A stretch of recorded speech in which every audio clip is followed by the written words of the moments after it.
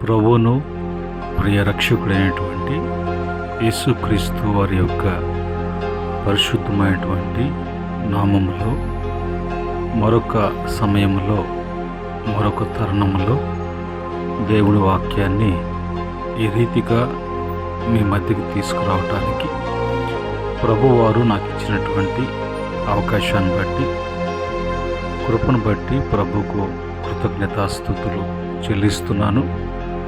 ఎల్లవేళలా నా దేవుడు ఘనపరచబడాలి, నా దేవుడు మహింపరచబడాలి కనుక ప్రభుని ఎప్పుడు కూడా స్తుతిస్తూ ఉంటాను, ఆరాధిస్తూ ఉంటాను, ప్రభుని ఘనపరుస్తూ ఉంటాను. అదే రీతిగా మరి ఈ యొక్క వాక్యాన్ని వింటున్నటువంటి మీకు కూడా ప్రభు అయిన యేసుక్రీస్తు పేరిట మీకు వందనములు, మీకు శుభములు తెలియజేస్తున్నానండి. మనము మరి కీర్తనలో ధ్యానం చేసుకోవటానికి ప్రభు అవకాశం కల్పించారు.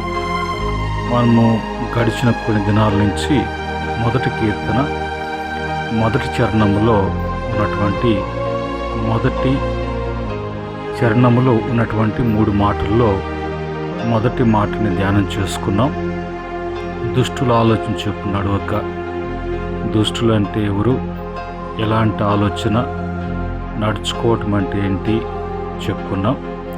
రెండవ మాటగా పాపుల మార్గమున నిలువక అనే మాటలో పాపులు అంటే ఎవరు, పాపమనగా ఏంటి, మార్గాలు ఎలాంటి మార్గాలు ఉన్నాయి, ఎలాంటి మార్గంలో నడవాలి అనే విషయాన్ని మనం గడిచినటువంటి దినాలలో మనం ధ్యానం చేశాం.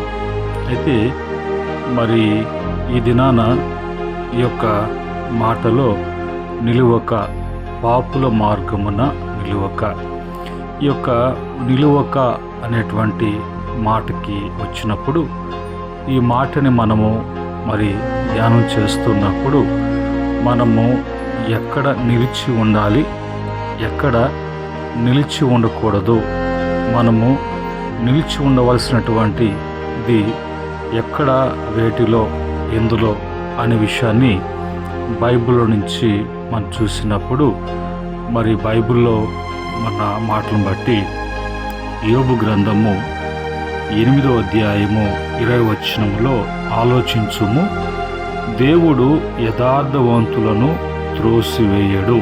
ప్రభు ఎప్పుడు కూడా యథార్థవంతులను త్రోసివేయడు, వారిని ప్రక్కన పెట్టడు అనేది మరి లేదంటే తీసివేయడు అనేది ఇక్కడ రాయబడు.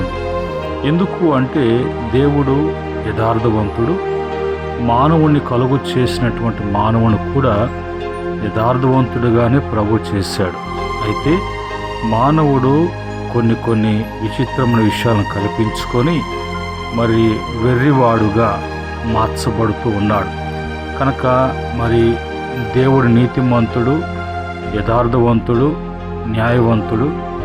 కనుక ఈ యథార్థవంతులు ఎప్పుడు కూడా దేవుని యొక్క ముఖ దర్శనము చేస్తూ ఉన్నటువంటి వారుగా ఉంటారు.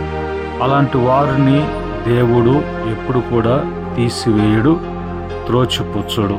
అయితే ఆయన దుష్కార్యములు చేయువారిని నిలువబెట్టాడు.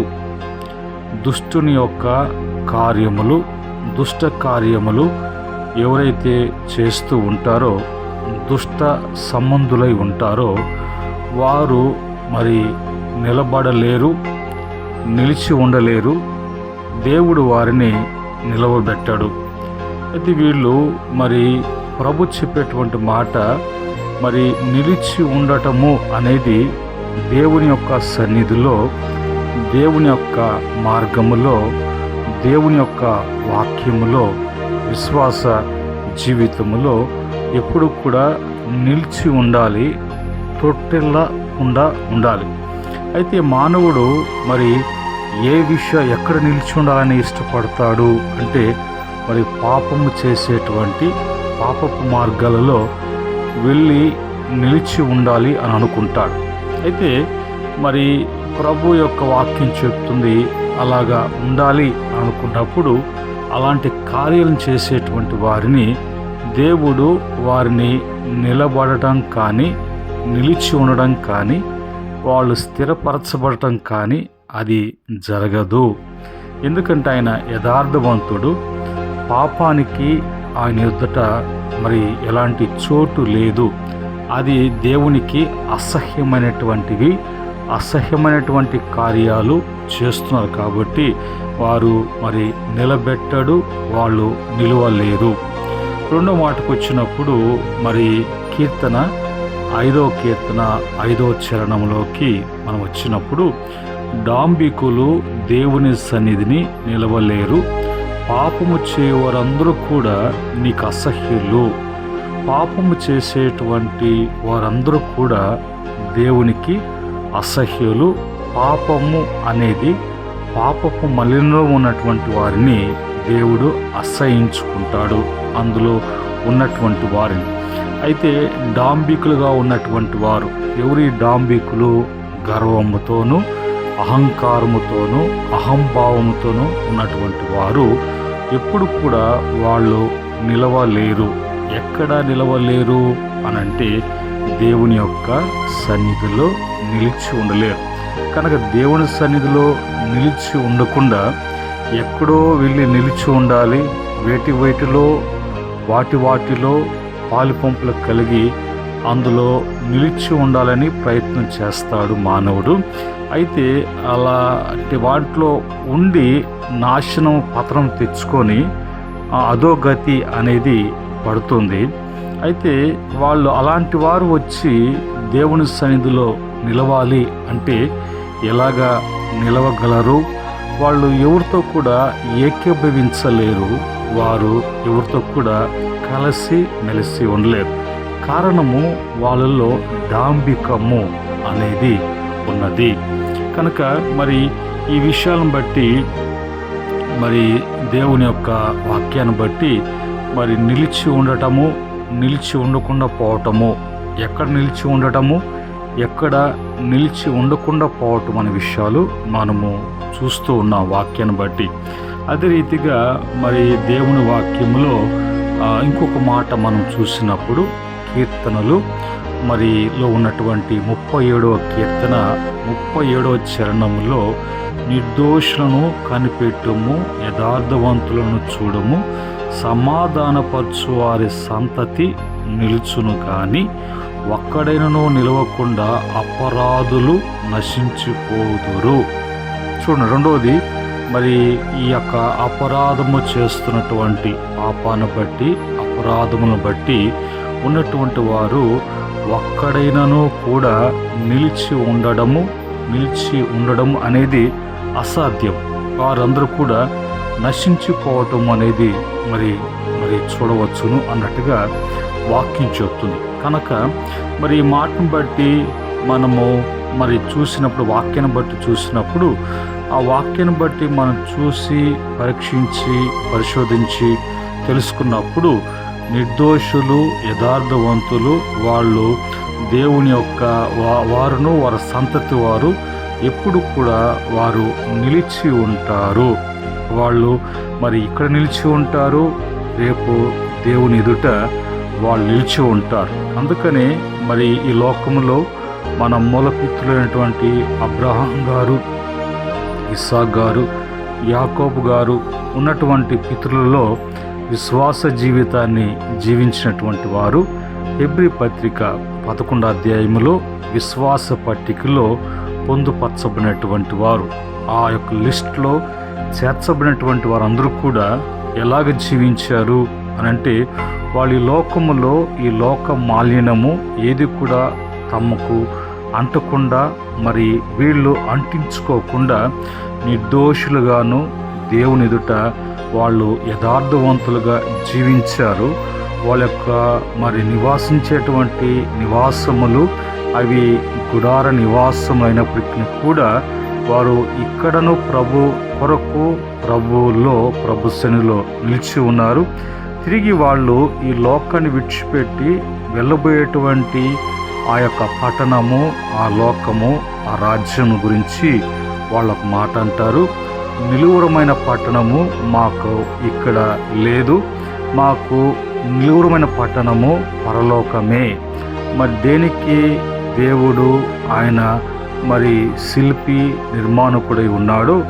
ఆ పునాదులు కలిగినటువంటి పట్టణంలో మేము నిలిచి మరి యుగయుగాలు ప్రభుతో కూడా మేము జీవిస్తాము అన్నట్టుగా మరి మన పితరులు జీవించారు. వాళ్ళు మనకు ఒక మాదిరిగా ఉన్నారు. మనము కూడా వాళ్ళకు మాదిరిని తీసుకొని మనము మరి ఆ మాదిరిని తీసుకుంటూ మరి క్రీస్తును పోలి నడుచుకున్నటువంటి వారుగా ఉన్నారు. మన పితరులు ఆ విధంగా నడిచారు. మరి మనం అవి చూడాలి. తర్వాత యేసు ప్రభు వారు వచ్చి ఆయన నడిచి చూపించారు మనకి. కనుక మనము క్రీస్తును పోలి ఆయన నడిచినటువంటి నడక, మరి ఆయన నడిచినటువంటి బాటలో మనము నడిచేటువంటి వారంగా ఉండాలి. అలాగనే మరి వాక్యం ఇంకొక మాట అంటుంది. కీర్తన 49వ కీర్తన 12వ చరణములో ఘనత వహించిన ఎవడైనను మరి మనుష్యుడు నిలువజాలడు. వాడు నశించు మృగములను పోలినవాడు. వీడు మరి లోకములో ఘనత వహిస్తూ ఉంటారు. పేరు ప్రఖ్యాతుల కొరకు పాకులాడుతూ ఉంటారు. తమ వీధులకు, ఊర్లకు, పురములకు వాళ్ళ నామాన్ని నామకరణం చేసుకుంటూ వాళ్ళ నామాలని అక్కడ వాళ్ళు ఉంచుతూ వాళ్ళ యొక్క పేర్లను బట్టి పిలువబడాలి అన్నట్లుగా వాళ్ళు మరి అలాంటి ఘనతను కోరుకుంటూ ఉంటారు. అయితే వాడు ఎవడైనా సరే, వాడు ఎలాంటి మనిషి అయినా సరే, వాడు మనిషే. వాడు ఎంత గొప్పవాడైనా వాడు మనిషే. వాడు మట్టితో చేయనటువంటి వాడు ఒక దినాన తిరిగి ఆ యొక్క దేహము మట్టికే చేర్చబడాలి. అయితే ప్రభుని నమ్ముకున్న తర్వాత మరి ఆ యొక్క మట్టి దేహాన్ని మహిమ శరీరముగా, మహిమ దేహముగా పరిపూర్ణత కలిగి పరిపూర్ణమైనటువంటి సియోనులకు ప్రవేశించేటువంటి భాగ్యము ప్రభు మానవునికి మరి అది అనుగ్రహించారు యేసుక్రీస్తు వారి ద్వారా. అయితే అలాంటి అనుభవంలోకి రాకుండా ఈ లోకములోని ఘనత కొరకు, గొప్పల కొరకు, మరి వాటి కొరకు వీటి కొరకు పాకులాడుతూ వాటిని వీటిని మరి లేనప్పటికీ కూడా ఏదో ఒక విధంగా అప్పు చేసైనా సరే, మరి వాటికి ఎంత వడ్డీ అయినా సరే వాటిని మరి రకరకాలైనటువంటి లోన్ల ద్వారా తెచ్చుకొని వాళ్ళ యొక్క ఘనతను చూపించుకోవాలి, వాళ్ళ యొక్క ప్రఖ్యాతిని పెంచుకోవాలి అన్నట్టుగా చేస్తూ అనేక మంది మరి నశించినటువంటి వారుగా ఉన్నటువంటి వారు ఉన్నారు. వారు మరి అధోగతి పట్టినటువంటి వారుగా ఉన్నారు. వారి జీవితంలో అనేక బాధలు, వేదనలు అనుభవిస్తూ ఉన్నారు. అందుకనే మరి వారి యొక్క పరిస్థితి ఎలాగుంటుందంటే, నశించిన మృగమును పోలిన వాడు. సింహము బ్రతికున్నప్పుడు, అది మృగముగా ఉన్నప్పుడు, బ్రతికున్నప్పుడు, సజీవంగా ఉన్నప్పుడు అది చూసినా, అది గాండ్రించినా, అది ఒకవేళ ఎక్కడ ఉన్నా కూడా అది దాని యొక్క రాజరికము కానీ, దాని యొక్క స్వరము కానీ, తన ఆకారం కానీ, దాని యొక్క ప్రవర్తన కానీ అందరికి కూడా మరి ఇతర జంతువులకి భయం కలిగించేటట్లుగా ప్రతి ఒక్కరు కూడా అదొక ఘనమైనటువంటిదిగా అది చూపించుకుంటూ ఉండవచ్చును, చూపిస్తూ ఉండవచ్చును. అయినప్పటికీ కూడా అది చనిపోయిన తర్వాత అది దానికి ఎంత మరి జీవితం జీవించినా, ఎంత ఆకారం ఉన్నా, ఎంత గాండ్రించినా, ఎంత వేటాడినా అది ఇంకా దేనికి మరి పనికిరానటువంటిదిగా అది కుళ్ళు కొట్టుకుంటూ, కంపు కొట్టుకుంటూ మట్టిలో కలిసిపోవలసినదే అన్నట్టుగా, అలాంటి నశించిన మృగము ఏ విధంగా ఉంటుందో అలాగనే నువ్వు కూడా కనుక ఘనత వహించటానికి కొరకు అన్నట్టుగా ఎప్పుడు కూడా ఉండకూడదు. ప్రభు ఇస్తున్నాడు. పౌలు గారు అంటారు, మనము మరి మితముగా ఉంటే మంచిది అని అంటారు. మరి హెచ్చు వాటి అందు ఆశ పెట్టుకోకుండా తక్కువ వాటి అందు ఆశ కలిగి ఉండండి అని అంటారు. కనుక మనకు తినటానికి, తాగటానికి, కట్టుకోవటానికి, మరి సుఖముగా జీవించటానికి, సుఖముగా వెళ్ళబుచ్చటానికి ప్రభు మనకి ఏదైతే ఏర్పాటు చేసి ఉన్నారో ఆయన ఏర్పాట్లో ఉన్నప్పుడు ఆ ఏర్పాట్లన్నీ కూడా కలిగినటువంటి వారముగా మరి ఉండగలము అనేది వాక్యం చెప్పేటువంటి మాట. కనుక ఈరోజు మరి ఈ మాటలను బట్టి మరి ఎలాంటి వాటిని కోరుకొని ఎలాంటి వారి కొరకు మరి వెళ్ళి వాటి ఎదుట వాటి వాతావరణంలో నిలిచి ఉండటము అనేది జరుగుతుంది. తద్వారా ఎలాంటి ఇబ్బందులు పడాల్సి వస్తుందో, ఎలాంటి నాశనాలు మరి కొని తెచ్చుకోవాల్సి వస్తుందో అనేది తెలుసుకోవటానికి దేవుని వాక్యము బహుతేటగా మరి మాట్లాడుతున్నప్పుడు, తెలియచేస్తున్నప్పుడు వాటిని గ్రహించి జాగ్రత్త పడటము అనేది మానవ కోటికి అది విధిగా ధర్మశాస్త్ర ప్రకారముగా దేవుడిచ్చిన వాక్యాన్ని బట్టి జాగ్రత్త కలిగి ఉండాలి. కీర్తన 101వ కీర్తన 7వ చరణంలో ఉన్నటువంటి మాటలు ఏమన్నాయంటే, మోసము చేయవాడు నా ఇంట నివసింపరాదు, అబద్ధములాడువాడు నా కన్నుల ఎదుట నిలవడు అన్నట్లుగా. కనుక మనలో ఎలాంటి మోసాలు, మరి మోసం చేయటానికి ఎలాంటి అబద్ధాలు, ఎలాంటి మరి ప్రవర్తనలు, చెడు ప్రవర్తనలు ఏది కూడా మనలో లేకుండా ఉండటానికి కూడా వాక్యం చెప్తుంది. ఆ తర్వాత సామెతల గ్రంథము 21వ అధ్యాయము 30వ చరణంలోకి 21వ అధ్యాయం 30వ వచనంలోకి వచ్చినప్పుడు అక్కడ ఇంకొక మాట ఏమని రాయబడిందంటే, యెహోవాకు విరోధమైన జ్ఞానమైనను వివేచనైనను ఆలోచనైనను మరి నిలువదు. కనుక ఈరోజు నిలిచి ఉండేటువంటివి ఏవి, ఎక్కడ నిలిచి ఉండగలము, మరి ఏ విషయాల్లో నిలిచి ఉండలేము, మనకే మనం అనుకొని నిలిచి ఉండాలా అని పరుగులు తీసి వాటిని కోరుకున్నప్పుడు ఎలాంటి పరిస్థితి. ఒక మాటలో వాక్యమే చెప్తుంది, ప్రభుకి విరోధము వ్యతిరేకముగా అంటే నువ్వు మరి పోరాటం చేస్తున్నట్లే. ఆయన సర్వశక్తిమంతుడైనటువంటి దేవుని ఎదుట ఆయనకు విరోధముగా చేసి మరి ఆయనతో పోరాటం చేయాలంటే ఆయన శక్తి ముందు ఏ శక్తి కూడా నిలవజాలదు అని వాక్యం చెప్తున్నప్పుడు, ఆయనకు విరోధముగా ఏ జ్ఞానం తెచ్చుకుంటావు, ఏ వివేచన తెచ్చుకుంటావు, ఏ ఆలోచన తెచ్చుకుంటావు, ఆ ఆలోచన, ఆ జ్ఞానం, వివేచన అనేది అది భూ సంబంధమైనదా, లోక సంబంధమైనదా, శరీరం ద్వారా మరి అపవాది ద్వారా కలిగేటువంటివా, అవి జాగ్రత్త. అలాంటి వాటి విషయాల్లో జాగ్రత్త కలిగి ఉండకపోతే అవి ఏవి కూడా నిలిచి ఉండవు. వాటితో పాటు కూడా నువ్వు కూడా నిలిచి ఉండలేవు అన్నట్లుగా 1 యోహాను పత్రిక 2వ అధ్యాయము 15 నుంచి 17 వరకు ఉన్నటువంటి వచనములు చూసినప్పుడు అక్కడ రాయబడినటువంటి మాట, లోకము దాని ఆశ గతించిపోవును, తండ్రి చిత్త ప్రకారము చేయువాడు నిరంతరము నిలిచి ఉండును. లోకమనగా శరీరాశ, నేత్రాశ, జీవపు డంబము అనేటువంటి మాట అక్కడ రాయబడింది.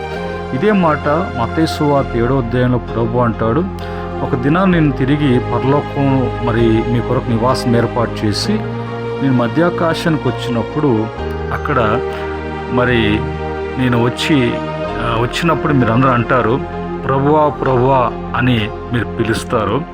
మీ నామంలో మేము అవి చేసాం, ఇవి చేసామని ఏదేదో గొప్పలు చెప్తారు. చేసినటువంటి అన్నిటిని కూడా గొంతెత్తి మరి ప్రభుకి తెలియచేస్తారు. అప్పుడు ప్రభు నేను అనబోయే మాట ఏంటంటే, మరి మీరెవరో నాకు తెలియదు అని అంటారంట. పైగా మరి పరలోకున్నటువంటి నా తండ్రి చిత్త ప్రకారం మీరు చేయలేదు కాబట్టి, తండ్రి చిత్త ప్రకారం జీవించలేదు కాబట్టి, తండ్రి చిత్తములో మీరు నిలిచి ఉండలేదు కాబట్టి మీరెవరో నాకు తెలియదు అని నేను అంటాను అన్నట్టుగా ముందుగానే ప్రభువారు మరి ఆ మాటలు తెలియజేశారు. ఈ మాటలను బట్టి ప్రియమైనటువంటి దేవుని బిడ్డలారా, ప్రియమైనటువంటి సహోదరి సహోదరులారా, ఈ మాటలను బట్టి ఈరోజు మరి ఆ పాపులు ఎవరో, పాపుల మార్గం ఏంటో, మరి పాపులు మరి మార్గము ఎలాగుంటాయో, మరి వాళ్ళు నిలిచినటువంటి ఆ స్థలాలు మార్గాలు ఎలాగుంటాయో, ఈరోజు మరి వేటిలో నిలిచి ఉండాలని మరి పరుగులు తీస్తున్నావు, మరి ఏట్లో నిలిచి స్థిరపడాలనుకుంటున్నావు, అవి సరైనటువంటి మార్గాలైనా, అవి మంచి కలిగించేవా అని తెలుసుకోవటానికి మరి ప్రతి పదములో ప్రభు మరి వివరించి మనకు బోధిస్తూ ఉన్నప్పుడు అవి గ్రహించాలి. బైబిల్లో మరి లోతు అనేటువంటి అతను మరి సొదొమ గొమొరకు వెళ్ళి అక్కడ ఉండాలని ప్రయత్నించాడు.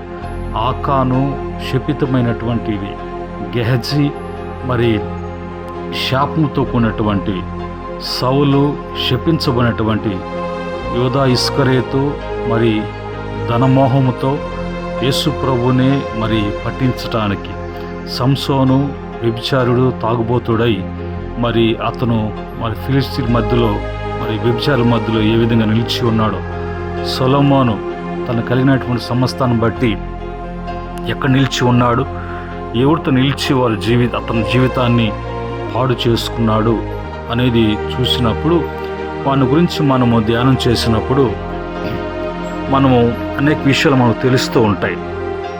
ఈ మాటలను బట్టి ప్రియమైన దేవుని బిడ్డలారా, మనం నిలిచినటువంటి మరి స్థలాలు కానీ, వాతావరణం కానీ, పరిస్థితి కానీ,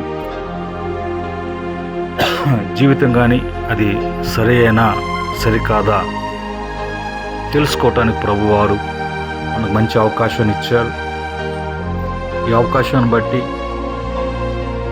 జాగ్రత్త పడటానికి, జాగ్రత్త చేసుకోవటానికి, తద్వారా ప్రభువుకి మేలు పొందుకోవటానికి ప్రభువారు అవకాశం ఇస్తున్నారు. కనుక ఇటు మాటలు, సరిచేసే మాటలు, సర్దిద్దే మాటలు, స్థిరపరిచే మాటలు దేవునిలో నిలిచి ఎదుగటానికి, అట్టగట్టబడి ఫలించటానికి ప్రభు కృప చూపిస్తుండగా, కృపను బట్టి మనం వర్ధిల్లటానికి మన జీవితాలు ప్రభుకు అప్పగించుకుందాం, ప్రార్థన చేసుకుందాం. కృపగల తండ్రి, దయగల తండ్రి, ఈ మాటలు వినిపింపచేశారు. ఈ బిడ్డలో మీ వాక్యాన్ని వింటూ ఉన్నారు. ఎక్కడ నిలిచి ఉన్నారో, ఎక్కడ నిలిచి ఉండకూడదని మీరు సెలవిస్తున్నారో, నిలిచి ఉండకూడనటువంటి స్థలాల్లో నిలిచి ఉండాల్సినటువంటి స్థలాలు నిలిచి ఉండకుండా నశించిపోతూ, కృషించిపోతూ, నాశనం అయిపోతూ, పాడు చేసుకుంటూ అనేక మంది జీవితాలు పతనమైపోతుండగా ఈ వాక్యాన్ని బట్టి బిడ్డలను బలపరిచి లేవనెత్తండి. క్రీస్తు అనేటువంటి పునాది మీద, బండ మీద వాక్యం చేత బిడ్డలు కట్టబడి అయా పునాదులు కలిగినటువంటి పట్టణానికి ఇదిగో నీ రాజ్య వారసులుగా బిడ్డల్ని చేర్చుకోమని, నీ కృపకు దయకు ఈ వాక్యం వింటున్న ప్రతి బిడ్డను కుటుంబానికి అప్పగిస్తున్న మహిమ తెచ్చుకోమని యేసుక్రీస్తు నామములో అడిగి వేడుకుంటున్నాము తండ్రి, ఆమేన్. పరమ తండ్రి దేవుని ప్రేమ, కృప, సమాధానం మీకు, మీ కుటుంబాలకు కలిగిన యావత్తు కూడా సదా తోడై నడిపించునుగాక, ఆమేన్. దేవుడు మిమ్ములను, మీ కుటుంబాలను కలిగిన యావత్తును కూడా అన్ని విషయాలలో ఆస్వాదించి స్థిరపరిచి వృద్ధిపరచునుగాక, ఆమేన్.